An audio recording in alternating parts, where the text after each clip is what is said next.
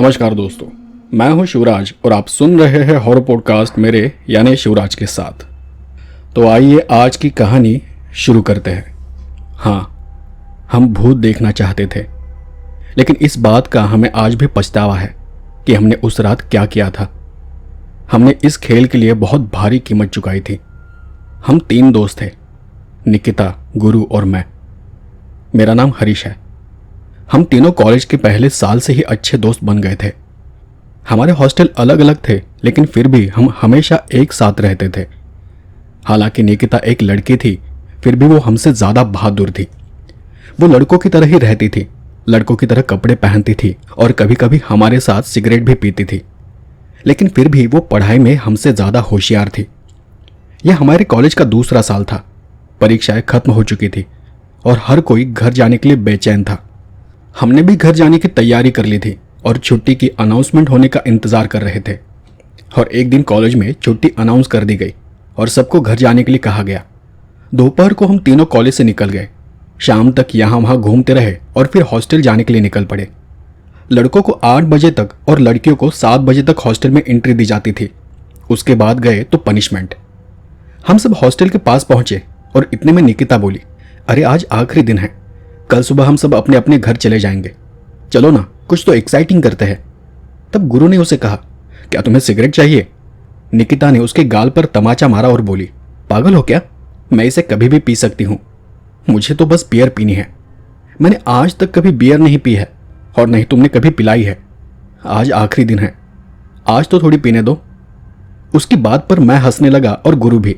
और तब गुरु ने कहा, हाँ ठीक है, आज हम दोनों तेरी ख्वाहिश पूरी कर देंगे। मैंने निकी को रोका, अरे यार तुम्हारे हॉस्टल का समय हो गया है। एक काम करो, तुम सबसे पहले हॉस्टल में जाओ, वहां पर एंट्री करो और पीछे की दीवार से कूदकर बाहर आ जाओ, फिर तुम्हें भी कोई टेंशन नहीं होगी। प्लान के मुताबिक निकिता हॉस्टल में चली गई और एंट्री कर हॉस्टल की पिछली दीवार से छलांग लगाकर बाहर आ गई। उसके बाद हमने पूरी रात हंगामा किया। निकिता ने बियर और वोडका दोनों भी पी ली। उसकी हालत ऐसी थी कि वो ठीक से चल भी नहीं पा रही थी। हम किसी तरह अंधेरे में हॉस्टल वापस आ गए। हमारे लिए एक बड़ा टास्क था कि निकिता को उसके हॉस्टल के अंदर छोड़ना, और वो भी चुपचाप। निकिता अपना सिर पकड़कर वहीं नीचे बैठ गई थी। शायद उसे बहुत चढ़ी हुई थी। हम उसे लेडीज हॉस्टल के पीछे ले गए। गुरु ने निकी को कंधे पर उठाया और दीवार के पार जाने का इशारा किया, लेकिन फिर उसकी एक दोस्त ने हमें नीचे उतरने का इशारा किया। उसके दोस्त ने हमें तुरंत फोन किया, अरे बेवकूफ़ो, उसे वहां से मत भेजो, नीचे वॉचमैन बैठा है। अरे लेकिन यहाँ तो कभी कोई वॉचमैन नहीं होता। हाँ मुझे मालूम है, लेकिन आज आखिरी दिन है। लड़कियाँ कुछ भी कर सकती है, पीछे की दीवार फांद कर भाग जाएंगी, इसलिए जानबूझकर आज चौकीदार को वहाँ बिठाया गया है। तुम एक काम करो, लाइब्रेरी की दीवार फांद कर अंदर आ जाओ और उसे वहाँ से अंदर भेजो, वहाँ कभी कोई वॉचमैन नहीं होता। फ़ोन रखने के बाद गुरु ने कहा, अरे यहाँ एक वॉचमैन है और वो आज रात हिलेगा नहीं लगता है। रुचा ने कहा है कि लाइब्रेरी के पीछे से अंदर घुसो, वहां कोई नहीं है।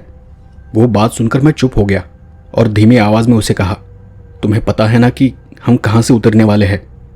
क्योंकि जहां से हम उतरने वाले हैं वहीं पर लाइब्रेरी का बेसमेंट है, जहां लड़के दिन में भी जाने से डरते हैं।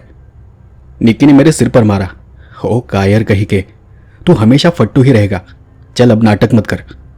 गुरु ने उसका मुंह दबाकर उसे शांत किया और वो उसे आगे ले गया। लाइब्रेरी की पिछली दीवार कुछ ही दूरी पर थी। हम धीरे से वहां तक चले गए। मैं थोड़ा घबराया हुआ था, क्योंकि मैंने लाइब्रेरी बेसमेंट के बारे में बहुत सी अजीब बातें सुनी थी। कुछ साल पहले वहां हॉस्टल के एक लड़के की मौत हुई थी। सुना था कि कोई गलती से वहां चला गया था और फिर वो पागल हो गया। पागलपन में उसने फांसी लगा ली। कुछ बच्चों ने तो ये तक दावा किया है कि उन्होंने वहां कुछ देखा है, लेकिन जिन्होंने देखा है वो फिर कभी भी लाइब्रेरी नहीं लौटे। कुछ तो हॉस्टल और लाइब्रेरी छोड़कर दूसरी जगह चले गए थे। लाइब्रेरी के पीछे बहुत अंधेरा था। वहां एक लाइट थी, लेकिन वो जल बुझ रही थी।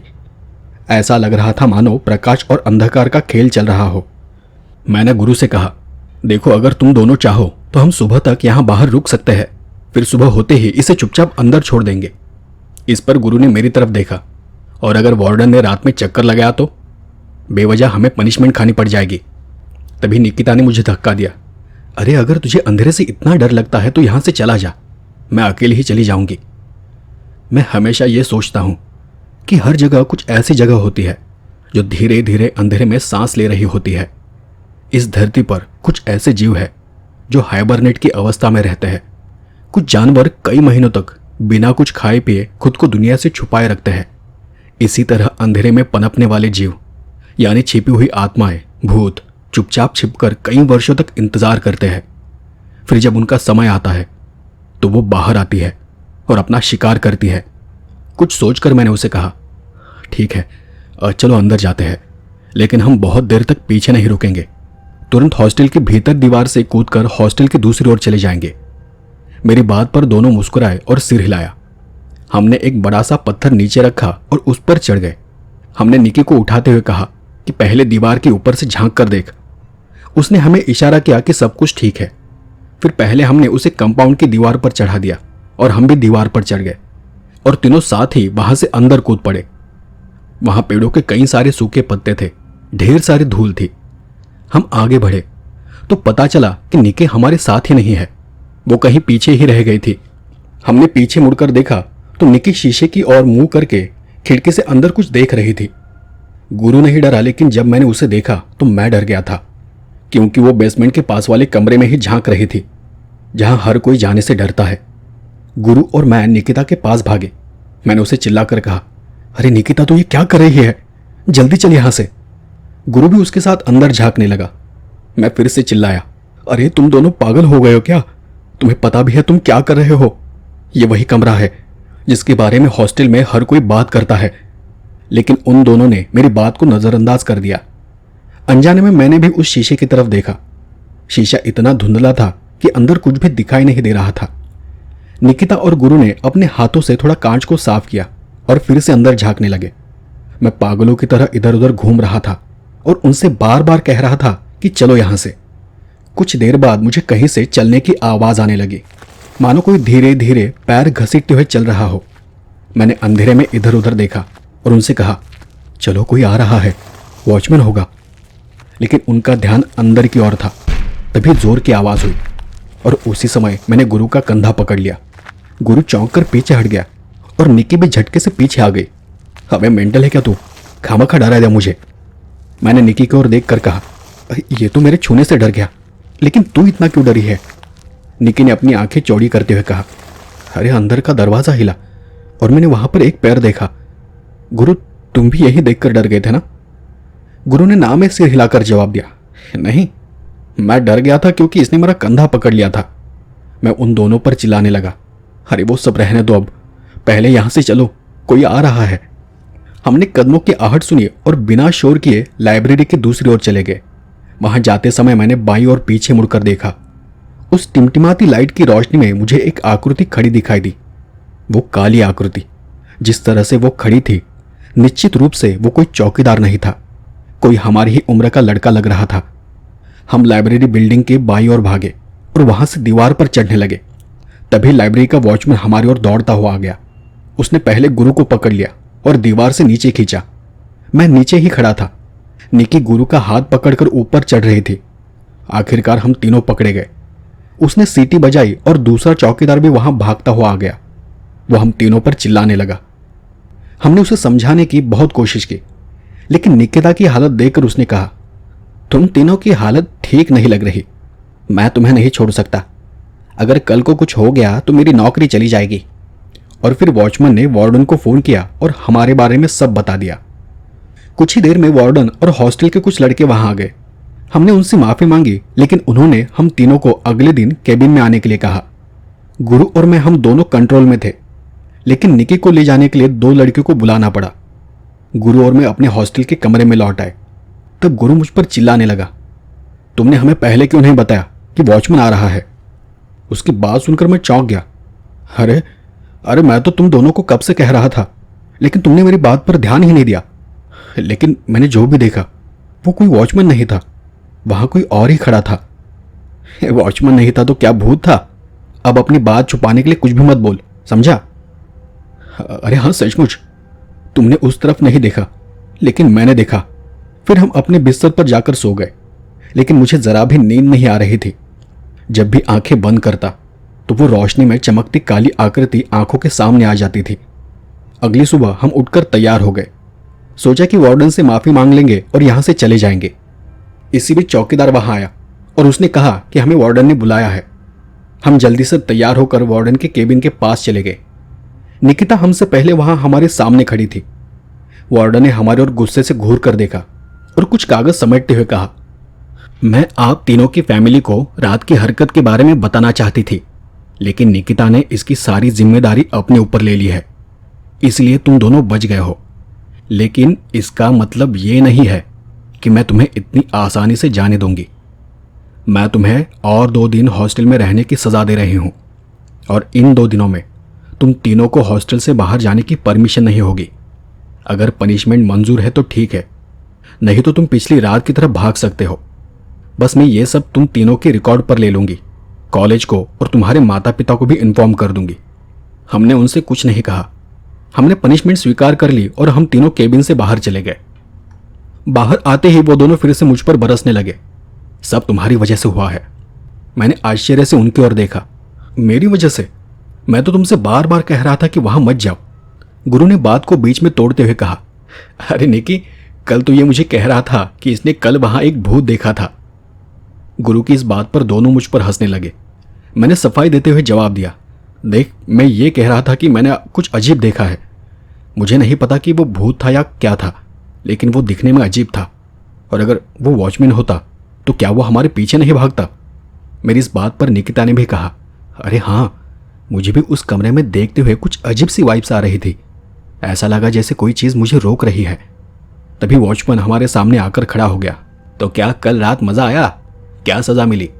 मैं उसे गुस्से से देखने लगा। गुरु ने आगे बढ़कर कहा, अरे वॉचमैन दादा, कल जब तुमने हमें पकड़ा था तो लाइब्रेरी के पीछे तुम ही थे ना? उसने अपनी मूंछों पर हाथ फेरते हुए सोचा, नहीं, मैं तो इस तरफ से आया था। और वैसे भी हम में से कोई भी रात में लाइब्रेरी के पीछे नहीं जाता। रात में कोई वहां जाने की हिम्मत नहीं करता। तब निकी ने मेरी ओर देखा और पूछा, ऐसा क्यों? क्यों क्या पूछ रही हो? यहाँ हर कोई जानता है कि लाइब्रेरी का पिछला हिस्सा बाधित है। वहाँ कई लोगों को अजीब से अनुभव हुए हैं। फिर मैं आगे बढ़ा, क्या तुम्हें अब तक कोई अनुभव हुआ है? हाँ, हुआ है, कई बार। कभी कभी मुझे पीछे से खिड़की बजाने की आवाज़ सुनाई देती है, कभी कभी चलने की। लेकिन हम कभी पीछे नहीं जाते, बस सीटी बजाते हैं या फिर सीसीटीवी में देखते हैं, खासकर रात में। फिर आप कल रात वहाँ हमें ढूंढते हुए कैसे पहुँचे? कल भी मैंने चलने की आवाज़ सुनी थी, हमेशा की तरह, और तब मैंने सीसीटीवी चेक किया तो मुझे तुम तीनों दिखे, इसलिए मैं वहाँ आ गया था। क्या तुमने किसी और को नहीं देखा? नहीं, आप तीनों ही थे, वहाँ दूसरा कोई नहीं था। और फिर मैंने गुरु से कहा, देखा, मैंने कहा था ना कि वहाँ कुछ था। गुरु भी मुझे देखने लगा। अरे वो कह रहा है कि वहाँ कोई नहीं था, लगता है रात की तेरी उतरी नहीं अब तक। अरे मैं भी यही कह रहा था कि वहाँ कोई वॉचमैन नहीं था, कोई और ही था। गुरु ने फिर से जवाब दिया, अरे मैं भी यही कह रहा हूँ, वहाँ कोई वॉचमैन नहीं था, मतलब वहाँ कोई भी नहीं था, तुझे बस भ्रम हुआ था। और फिर वॉचमैन ने मुझसे पूछा, क्या तुमने वहाँ कुछ देखा? मैंने यहाँ वहाँ देखते हुए से कहा, हाँ, मुझे नहीं पता कि वो क्या था, लेकिन एक काली आकृति थी जो हमारे जैसे ही लग रही थी, लेकिन उसके हाथ पैर टेढ़े मेढ़े थे। इस पर चौकीदार ने अपनी आंखें चौड़ी की और कहा, बाप रे, तुम्हारा नसीब अच्छा है कि तुम बच गए। इतना कहते ही गुरु ने पूछा, वहां ऐसा क्या है कि हर कोई वहां जाने से डरता है? अभी नहीं, चौकीदार ने आगे कहा, फिर कभी बताऊंगा। अब मैं ड्यूटी पर हूं। अगर वार्डन ने मुझे तुम्हारे साथ बात करते हुए देख लिया तो मुझे भी पनिशमेंट खानी पड़ जाएगी। निकिता ने हाथ झटकते हुए से कहा, अरे चल रे, यह तो इससे भी ज्यादा फट्टू लग रहा है। और फिर हम वहां से कैंटीन की तरफ चले गए। हमें बहुत भूख लगी थी। दोपहर के खाने का वक्त तो नहीं हुआ था, पर पेट में सूखा पड़ा था। निकिता ने हम सबके लिए नाश्ता लिया और अपनी सीट पर बैठते हुए कहा, अरे यार, 2 दिन में बहुत बोर हो जाऊंगी, हमें कुछ एक्साइटिंग करना चाहिए। मैंने निवाला खाते हुए कहा, हमने कल जो कुछ एक्साइटिंग किया वो काफी नहीं है। और थोड़ी देर बाद वॉचमैन भी वहां आ गया। उसके कपड़े देखकर हम समझ गए कि वो अपनी ड्यूटी खत्म कर घर जा रहा है। वहां कैंटीन में उसने अपने एक दूसरे साथी को कोई चाबी दी और वापस जाने लगा। हमारे पास से गुजरते हुए वो हमारी तरफ देखकर मुस्कुराया। इस बार मैंने उसे आवाज दी, अरे भैया जी, यहां तो आओ। वो हमारे पास चला आया। लगता है खाना चल रहा है। अच्छा है, अब 2 दिन आराम से खाना खाओ और फिर घर चले जाना। निकिता ने उसे खींचकर कुर्सी पर बिठाया। अरे भैया जी, आप अभी कुछ देर पहले हमें कुछ बताने वाले थे, तो अब बताइए ना। अब तो आप ड्यूटी पर भी नहीं हो। उसने कुछ देर सोचा। अच्छा वो। फिर उसने अपना बैग नीचे रखा और थोड़ा आराम से बैठकर हमें बताने लगा। मैं उसके बारे में इतना तो नहीं जानता, क्योंकि यहाँ ड्यूटी किए मुझे सिर्फ 2 साल हुए हैं और वो घटना शायद 6-7 साल पुरानी है। तब गुरु ने उनके लिए चाय मंगाई और उनसे कहा, अरे तुम जो कुछ भी जानते हो वो तो बताओ। ठीक है, मैं आपको मेरे साथ घटी एक घटना बताता हूँ। तब मैंने यहाँ ड्यूटी ज्वाइन किए बस कुछ ही दिन हुए थे और एक दिन मेरी रात की ड्यूटी थी। मैंने इससे पहले कभी रात की ड्यूटी नहीं की थी और इसलिए उस रात मुझे बहुत नींद आ रही थी।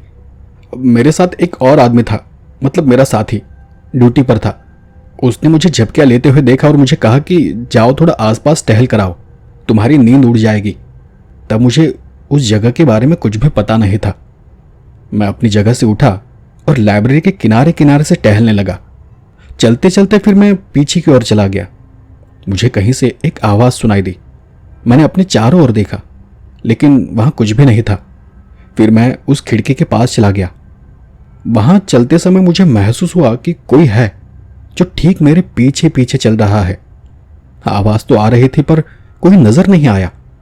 मतलब जब मैं 2 कदम चलता तो वो भी मेरे साथ 2 कदम आगे सरकता था, लेकिन जब भी मैं पीछे मुड़कर देखता तो वहां बस अंधेरा ही अंधेरा दिखाई देता।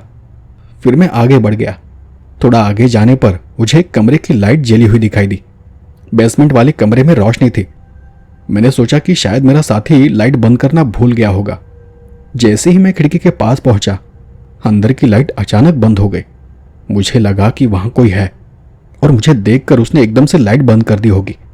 मैं खिड़की के और करीब चला गया। खिड़की के कांच से अंदर झांकने की कोशिश की। कहीं से हल्की हल्की आवाज आ रही थी, जैसे अंदर कुछ सरक रहा हो। इसलिए मैं खिड़की के और करीब आया और वहां से अंदर झांका। अंधेरे में कोई आकृति इधर उधर घूम रही थी, लेकिन अंदर बिल्कुल अंधेरा था। उसका आकार काला होने के कारण वो ठीक से मुझे दिखाई नहीं दे रहा था। मैं कांच के और पास गया और अंदर देखने की कोशिश की, और उस पल मुझे ऐसा लगा जैसे मेरे अंदर से बिजली दौड़ गई हो, क्योंकि मेरे ठीक सामने 2 आंखें थी जो मुझे अंदर से घूर रही थी, सफेद और बड़ी बड़ी आंखें। उस पल अचानक लाइट चालू हो गई और मैं घबराकर नीचे गिर पड़ा। मैं पीछे हट गया, तब वहां मैंने एक चेहरा देखा, एक लड़का जिसकी आंखें बाहर निकली हुई थी। चेहरा खून से सना हुआ था और उसका जबड़ा टूटकर लटक रहा था, जैसे वो अपना जबड़ा खोलकर मुझ पर चिल्ला रहा हो। वो देख मैं हड़बड़ाकर वहां से भाग गया, और तब भागते हुए मैंने वहां अंधेरे में अपने पीछे एक आकृति देखी, बिल्कुल वैसी ही जैसी कल रात इसने देखी थी। लेकिन फिर भी मैं दौड़ता रहा। मेरे साथी ने जब मुझे पकड़ा तब मैं बहुत डरा हुआ था। उसने मुझे पानी पिलाया और मुझे समझाया। मुझे तब अचानक ही बहुत बुखार चढ़ गया। फिर उसने वार्डन को बताया और मुझे घर भेज दिया, क्योंकि तब मैं इतना डरा हुआ था कि वहां रुकना ही नहीं चाहता था। मेरा शरीर पूरी रात कांपता रहा। मैं नौकरी छोड़ने वाला था, लेकिन मेरे पार्टनर ने मुझे समझाया। उसने कहा कि उसे भी यहाँ अजीब चीज़ों का अनुभव हुआ है, और फिर उसने मुझसे माफ़ी भी मांगी, क्योंकि उसे लगा कि उसे ये सब मुझे पहले ही बता देना चाहिए था। उसे भी कुछ ठीक ठीक पता नहीं था कि वहाँ पहले क्या हुआ था। बस इतना पता था कि अब तक उस जगह पर 2 लड़कों की जान जा चुकी है। तब से ये जगह भूतहा हो गई है और सभी को सख्त चेतावनी दी गई है कि इस जगह के बारे में कोई भी अफवाह नहीं फैलाएगा। इसलिए शायद कोई इसके बारे में बात नहीं करता, लेकिन डरते आज भी है। निकिता और गुरु चुपचाप ये सब सुन रहे थे। मैं थोड़ा डर गया, क्योंकि रात को मैंने उस आकृति को देखा था। उसी बीच वॉचमैन को किसी ने आवाज दी, तो अपनी जगह से बैग लेकर उठते हुए उसने हमसे कहा, इसलिए मैंने तुमसे कहा था कि तुम्हारा नसीब अच्छा है कि तुमने वहां ज्यादा कुछ नहीं देखा, लेकिन अब ध्यान रखना, वहां वापस जाने की हिम्मत मत करना। इतना बोलकर वॉचमैन वहां से चला गया। हम सब एक दूसरे का चेहरा देखने लगे। गुरु के हाथ का निवाला हाथ में ही रह गया था। तो कल जो कुछ तुमने देखा वो वॉचमैन नहीं था। निक्की ने उसके मुंह में निवाला ठूंसते हुए कहा, अरे चलो यार, ये आदमी कुछ भी फेंक रहा है और तुम उसकी बात पर विश्वास कर रहे हो। ये तो मैं भी जानती हूं कि वहां 2 लड़के मारे गए हैं। सिर्फ मुझे ही नहीं, बल्कि हॉस्टल में हर किसी को यह बात पता है कि एक लड़का अनजाने में वहां कुछ देखने चला गया था और अगले दिन उसकी लाश मिली। लेकिन क्या तुम जानते हो कि वो लड़का भी कुछ कम नहीं था। उसकी कई लड़कों के साथ दुश्मनी थी और क्या पता कि दूसरे लड़कों ने उसे मिलकर मार दिया हो। वैसे भी वो जगह किसी को मारने के लिए या टॉर्चर करने के लिए बेहतरीन जगह है, क्योंकि वहां कोई भी नहीं जाता। और ऐसा भी हो सकता है ना कि हॉस्टल की बदनामी न हो, इसलिए मामले को दबाया गया हो। हर जगह यही होता है, बस लड़के डर जाए इसलिए अफवाह फैला दी जाती है। गुरु उसकी राय पर सिर हिला रहा था। नेकी, तेरी बात में पॉइंट है। हाँ चल, तू कुछ एक्साइटिंग करना चाहती थी ना।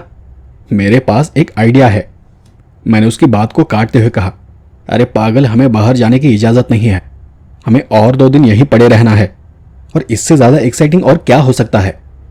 गुरु ने मुझे अजीब नजरों से देखा। अरे चल यार, फालतू जोक मत मार। निकी, क्यों ना हम उस लाइब्रेरी के बेसमेंट में जाकर देखें कि वहां क्या है, देखें कि वहां सच में क्या हुआ था। भूत को देखने से ज्यादा एक्साइटिंग और क्या हो सकता है। उसकी बात सुनने वाला मेरे गले में ही अटक गया और मुझे खांसी आ गई। अरे क्या तू पागल हो गया है? मैं इस प्लान में शामिल नहीं हुआ। मैं तुम्हारे साथ कहीं नहीं जा रहा। तुम दोनों को जो करना है वो करो। निकिता ने मेरी पीठ थपथपाई और कहा, अरे कायर, तू हमेशा कायर ही रहेगा। कभी तो पॉजिटिव बात किया कर। अरे इसमें पॉजिटिव क्या है? मतलब वो मौत के मुंह में जाने की बात कर रहा है और तुम क्या चाहते हो कि मैं कहूं कि हाँ चलो? गुरु ने अपनी प्लेट साइड में करते हुए कहा, अरे ठीक है, हम मौत के दरवाजे तक नहीं जाएंगे। हम बस वहां जाकर देखेंगे और वापस आ जाएंगे। देखे तो सही वहां आखिर है क्या। लोग वहां जाने से इतना क्यों डरते हैं? तुम चाहते हो तो हम किसी कमरे के अंदर नहीं जाएंगे, ठीक है? मैंने सचमुच अपना सिर पकड़ लिया, क्योंकि उनमें से कोई भी नहीं जानता था कि वो क्या करने के बारे में सोच रहे थे। यहां लड़के उस जगह के बारे में बात करने से भी डरते हैं, और वहां पर ये लोग उस जगह जाने की सोच रहे थे। मैंने उन्हें बहुत समझाने की कोशिश की, लेकिन वो कुछ भी सुनने को तैयार ही नहीं थे। और अब मैं सोचता हूं कि जब कोई घटना होनी होती है तो लोग ऐसे ही मूर्खता से भरे निर्णय लेते हैं। मुझे उस जगह का, वहां के डर का अनुभव हुआ था, इसलिए मेरे लिए वहां वापस जाने का कोई मतलब नहीं था। फिर भी आखिरकार मैं उनके साथ जाने के लिए तैयार हो गया, पर मैंने उनके सामने कुछ शर्तें रखी कि वो मुझे जानबूझकर नहीं डराएंगे, मेरा मजाक नहीं उड़ाएंगे, और अगर हमें थोड़ा भी कुछ अजीब लगा तो हम वापस आ जाएंगे। और फिर हम तीनों ने दोपहर को वहां जाने का फैसला किया। मेरा वहां शाम के वक्त जाने में भी विरोध था, इसलिए लगभग 2:30 बजे के आसपास हम तीनों भी लाइब्रेरी में जाकर बैठ गए, क्योंकि सही मौका मिलते ही हम बेसमेंट की तरफ जा सके। हमें यह डर था कि अगर किसी ने हमें देख लिया तो हमारी करियर की वाट लग जाएगी।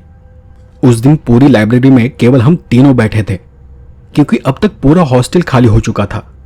बस कुछ ही लड़के हॉस्टल में रुके थे, जिनका ट्रेन का रिजर्वेशन तो हो चुका था, लेकिन टिकट कंफर्म नहीं हुई थी। हम वहां बैठे बस इशारों में बातें कर रहे थे। चूंकि हम 3 ही थे तो मैडम का सारा ध्यान हम पर ही था, और इसके अलावा हमने रात में शराब पीकर जो कारनामा किया था वो भी उनको पता चल गया था। हम लगभग 1 घंटे तक वहां बैठे रहे। 3:30 बज गए, लेकिन मैडम अपनी जगह से टस से मस न हुई। बेसमेंट की ओर जाने वाला रास्ता मैडम के ठीक सामने से होकर गुजरता था, और इसलिए उनकी नजरों से छुपकर निकलना बहुत मुश्किल था। आखिरकार जब 3:30 बज गए तो मैंने धीरे से कहा, वक्त निकलता जा रहा है और मैं अपनी बात पर कायम हूं। अगर थोड़ी देर और इसी तरह चलता रहा तो मैं नहीं आऊंगा तुम्हारे साथ। इस पर निकिता ने धीमे से मुझे कहा, मेरे पास एक आइडिया है। मैं मैडम के सामने जाकर खड़ी हो जाती हूं, तुम बाहर जाने का नाटक करो और पीछे की तरफ से बेसमेंट में चले जाओ। मैं भी कुछ ही देर में वहां आ जाती हूं। गुरु ने आंखें बंद कर और सिर झुकाकर उसे सहमति दी। फिर हम बाहर जाने का नाटक करते हुए वहां से उड़ गए। किताब बैग में भर ली और तब निकी जाकर मैडम के सामने खड़ी हो गई। फिर जैसे ही उसने हमें इशारा किया, हमने जानबूझकर उसे बाय बाय किया और बाईं ओर से दरवाजे से बाहर चले गए। हमने जाते जाते जानबूझकर उसे कहा, निकी, हम कैंटीन में जा रहे हैं। हम आगे बढ़े और जाकर सीढ़ियों के पास छुप गए, और करीबन 10 मिनट बाद निकिता वहां आ गई। अरे यार, मैंने सोचा था कि मैं जल्दी से निकल जाऊंगी, लेकिन वो मैडम मेरा कान खाने लगी। कल रात की बात पर उसने लेक्चर शुरू कर दिया। गुरु ने उसे चुप रहने की चेतावनी दी। ठीक है, अब हम यहां से सीधे बेसमेंट में जा रहे हैं, इसलिए तैयार रहना। कोई भी बिना वजह चीखेगा या चिल्लाएगा नहीं। हम जैसे आराम से और शांति से जा रहे हैं, ठीक उसी तरह चुपचाप हमें बाहर निकलना है, समझे? और निकिता ने तब मोबाइल निकाला, लेकिन वहां मोबाइल को रेंज ही नहीं थी।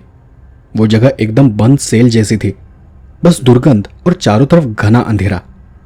मोबाइल में देखते हुए निकिता ने कहा, अरे यहां मोबाइल को रेंज नहीं है। और फिर उसने मोबाइल की टॉर्च चालू कर दी। हम दोनों ने भी मोबाइल निकाले, लेकिन उनमें भी कोई नेटवर्क नहीं था। फिर मैंने भी टॉर्च चालू की और हम पुरानी काली सीढ़ियों से नीचे बेसमेंट की ओर चल पड़े, एक अंधेरी और अनजान दुनिया में, जिसके बारे में हम कुछ भी नहीं जानते थे। बस कुछ बातें सुनी थी, सच थी झूठ थी ये तक हमें पता नहीं था। और अब हम इन सब का अनुभव करने वाले थे। हम सभी चुपचाप बेसमेंट में चले गए। आगे एक गलियारा था, जिसकी लंबाई का अंदाजा लगाना मुश्किल था, क्योंकि टॉर्च की रोशनी कुछ ही दूर तक जा रही थी। दिन के वक्त भी उस जगह में अंधकार किसी काले विष की तरह फैला हुआ था। वहां आ रही ठंडी हवा का स्पर्श भी बहुत डरावना लग रहा था। मुझे नहीं पता कि वहां कुछ है या नहीं, लेकिन वहां का घना अंधेरा मुझे डराने के लिए काफी था। मैं कुछ कदम चलकर ही घबरा गया और गुरु से कहा, चलो अब वापस चलते हैं। निकिता ने टॉर्च को अंधेरे में यहां वहां घुमाते हुए कहा, अरे रुकना, तुझे यहां आए 5 मिनट भी नहीं हुए हैं और तू अभी से डरने लगा।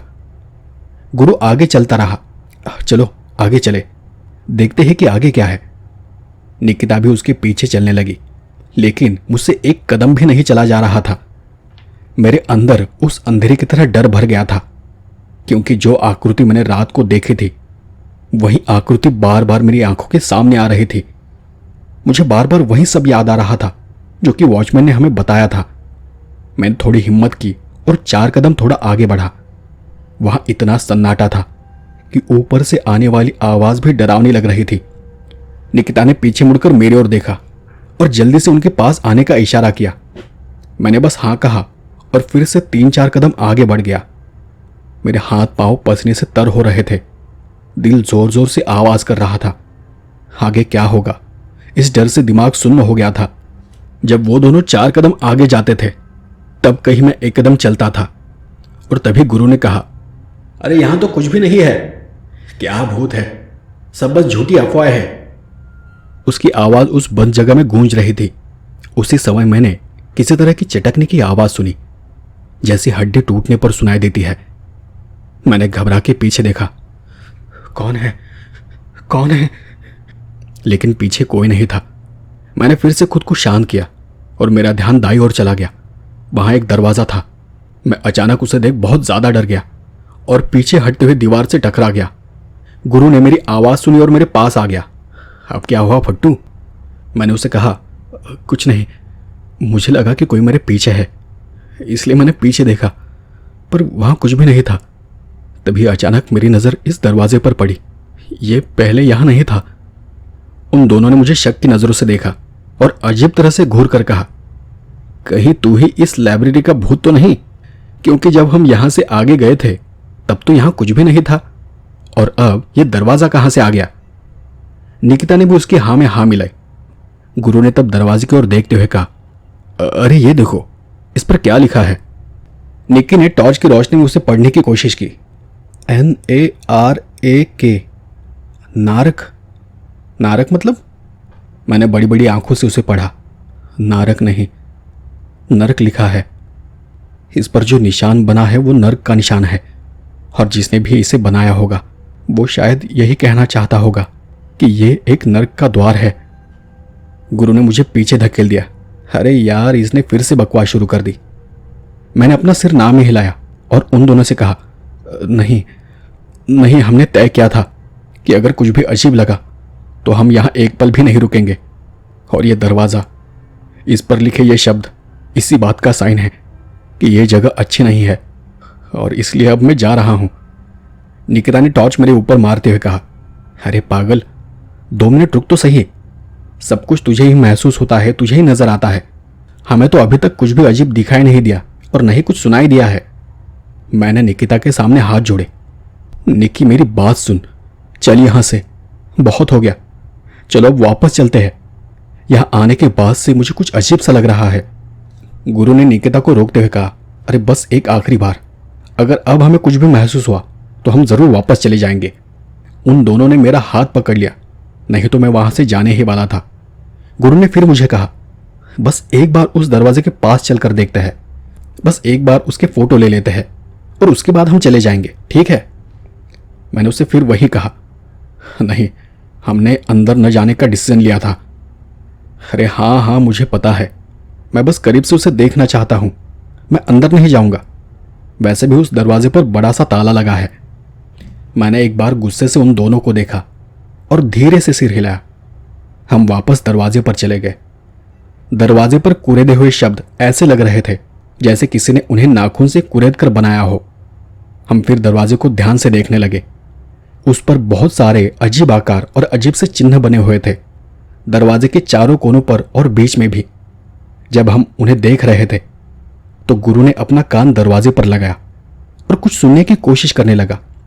पता नहीं अंदर से कोई आवाज आ भी रही थी या नहीं। उसने निकी को भी दरवाजे पर कान लगाने के लिए कहा। निकी देखो, क्या तुम्हें कुछ सुनाई दे रहा है? निकी ने भी दरवाजे पर कान लगाकर देखा। उस वक्त मैं उन दोनों को देख रहा था। पता नहीं वो क्या सुनना चाह रहे थे। गुरु ने मुझसे भी कहा, अरे एक बार तो भी कान लगाकर देख तो सही, तुझे तो हमसे ज्यादा सुनाई देता है। देख, शायद कुछ आवाज सुनाई दे अंदर से। हालांकि मैं ऐसा नहीं करना चाहता था, लेकिन बस वो मुझे फिर से डरपोक या कायर न कहे, इसलिए मैंने अपना कान दरवाजे पर लगाया और कमरे के अंदर से आ रही आवाज को बहुत शांति से एकाग्र होकर सुनने की कोशिश करने लगा। कुछ पल के लिए मैंने अपनी आंखें बंद की, खोली और फिर बंद की। हर तरफ एक भयानक सन्नाटा था जो उस पल कानों में गूंज रहा था। मैं बहुत ध्यान से कुछ सुनने की कोशिश कर रहा था, एकदम शांत होकर।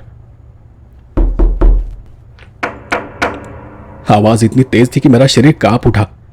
निकी और मैं, हम दोनों डर गए और वहां से भागने लगे। गुरु दौड़ते हुए हमारे पास आ गया और हम पर हंसने लगा। मैंने चिल्लाकर उसे कहा, गुरु, ये क्या था? कैसी आवाज थी ये? मैं अब यहां एक पल भी नहीं रुकना चाहता। गुरु ने मुस्कुराते हुए कहा, अरे बस ये मजाक था, मैंने ही मोबाइल पर आवाज चलाई थी। देखो देखो मेरा मोबाइल।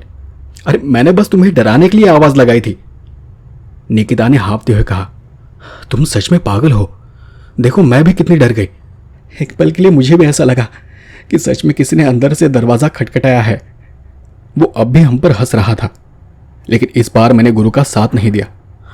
बस बहुत हो गया, अब मैं यहां नहीं रुकूंगा। ये कोई मजाक नहीं है। मैंने तुम्हें पहले ही कहा था, लेकिन तुमने मेरी सारी शर्तें तोड़ दी है। अब मैं जा रहा हूं और मैं अच्छी तरह से जानता हूं कि तुम दोनों मुझे यहां पर बस मेरा मजाक बनाने के लिए लेकर आए हो। और मैं इतना बोलकर गुस्से में सीढ़ियों की ओर चला गया। गुरु पीछे से आवाज दे रहा था, अरे रुक तो सही, ऐसे गुस्सा मत कर। अगर किसी ने हमें देख लिया तो खामखा सजा बढ़ जाएगी। अरे निकी जाओ तो, उसे रोको ना। निकिता भी मेरे पीछे दौड़ पड़ी और मुझे रोकने की कोशिश करने लगी। अरे रुको ना हारू, रुको तो, मेरी बात सुनो एक बार। लेकिन मैं गुस्से में आगे बढ़ रहा था और तभी दरवाजा जोर से पटकने की आवाज आई, जिसके बाद गुरु की चीख सुनाई दी, हारू, हारू, निक्की, निक्की, यहाँ आओ, आओ यहाँ, रुको, मुझे बचाओ मुझे।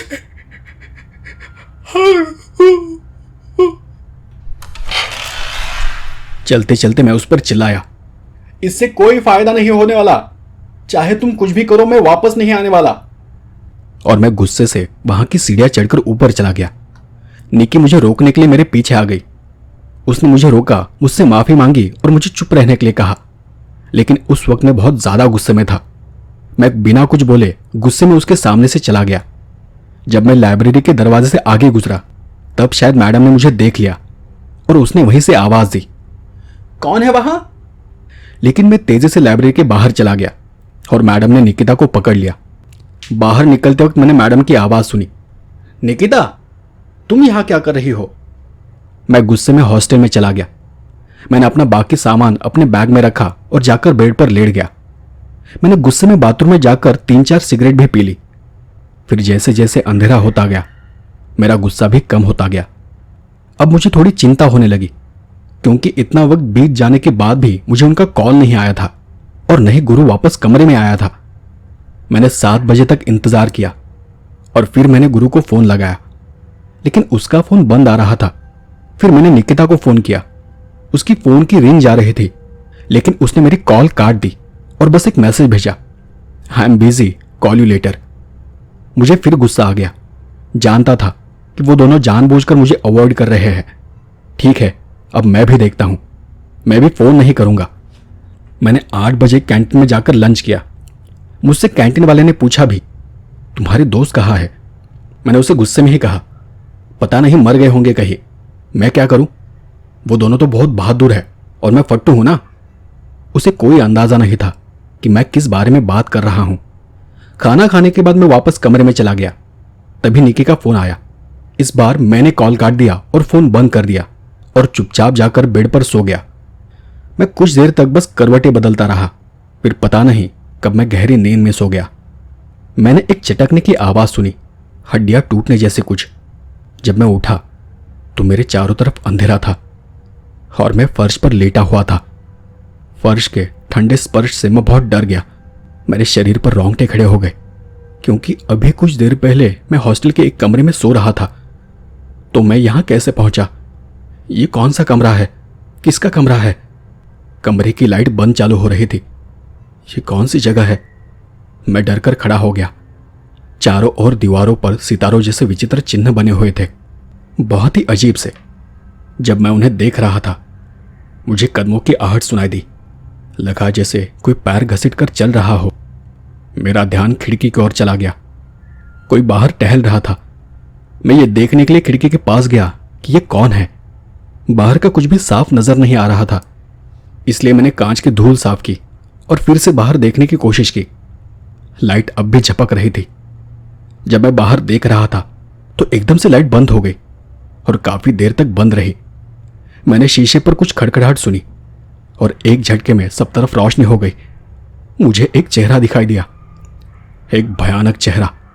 बाल बिखरे हुए थे, आंखें बाहर निकली हुई थी। एक आंख टूटी थी और उससे खून बह रहा था। जबड़ा टूटकर लटक रहा था और वो टूटते हुए फैलता जा रहा था। यह देखकर मैं बहुत डर गया और पीछे गिर पड़ा।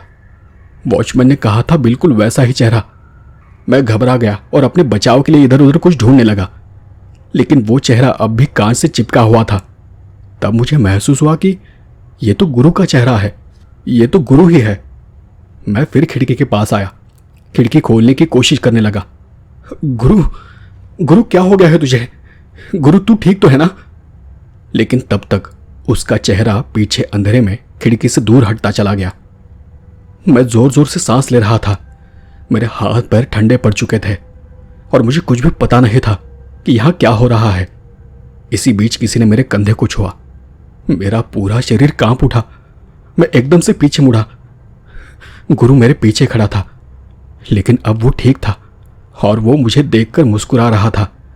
मैंने उसके पास जाते हुए कहा, गुरु, गुरु, गुरु तू कैसा है रे? और हम दोनों कहाँ हैं? ये कौन सी जगह है? मैंने तुम्हें आवाज दी थी, तुम वापस क्यों नहीं आए? गुरु, चलो चलो यहां से चले, ये जगह बहुत अजीब है। मैंने तुम्हें पुकारा था, लेकिन तुम मुझे बचाने क्यों नहीं आए? गुरु की आवाज बदल गई। बोलते हुए उसके मुंह से खून बहने लगा। गुरु, ये तुझे क्या हो रहा है?